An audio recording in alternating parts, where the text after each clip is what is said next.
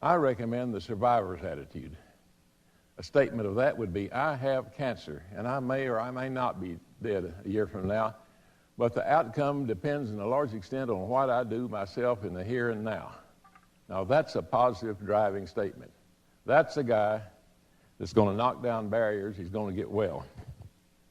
I've got to where I can almost tell from an initial interview who the survivors are going to be and who they're not. It's uncanny. So, guided imagery, you send instructions to the cells via the right brain where the control centers are. You do it not verbally, but through imagery. The images are created to send these simple things across.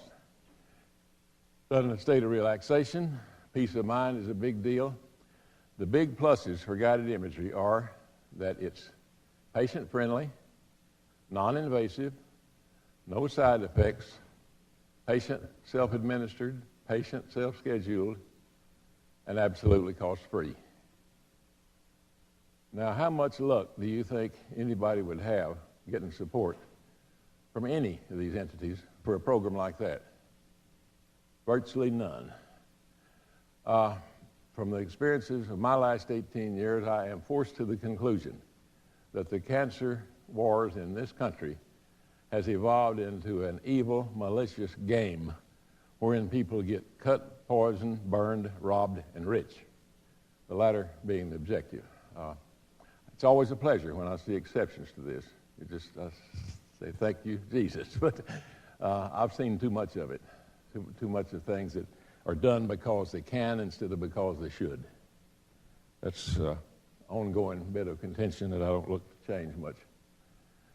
So, I was told by the guys at Columbia that if you come in here to the guided imagery department with a compound fracture of the tibula and fibula, we probably won't be able to help you. We'll probably send you down to the orthopedic labs. Recognize it has its limitations. It's not a quick fix. I heard a guy complain once, said, well, I tried prayer and it didn't work. I've still got the cancer.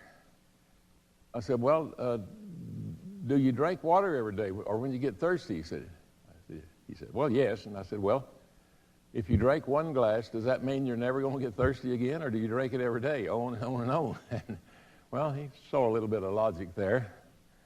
Even though it's been years since my miracle, like even last night, I'll go to bed and put on my guided imagery tape. It's good. It sends me to sleep. It's cheaper than sleep pills. Doesn't have any side effects. Still good for me. All this is detailed in that book, which Susan has available here. One thing I wanted to emphasize, we're running out of time, on the subject of science, I want to leave you with this statement from Carl Sagan. It is the responsibility of scientists never to suppress knowledge, no matter how awkward that knowledge is, no matter how it may bother those in power. We are not smart enough to decide which pieces of knowledge are permissible and which are not. And I think about that every time one of my miracle survivors is turned away by a doctor who refuses to listen to what they did to cure their cancer. Who are the scientists? Well, I don't know.